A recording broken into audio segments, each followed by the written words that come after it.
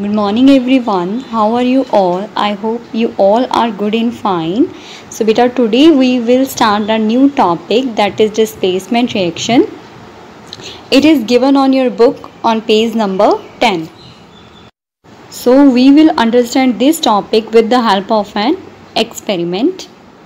To perform this activity we need copper sulfate test tube, a test tube holder, test tube stand. So let's perform the activity. So here we have taken two test tubes, and in each test tube we have taken copper sulfate solution that is of blue color. You can clearly see the blue color of copper sulfate, and the formula of copper sulfate is CuSO4. Now in test tube 1 I am going to put some iron nails in it, and then we will wait for at least 20 minutes. Now after 20 minutes we can clearly see that the blue color of copper sulfate solution changes to light green color and a reddish brown layer is deposited on the iron metal. So from this activity we can conclude that iron displaces copper from copper sulfate solution because iron is more reactive than copper.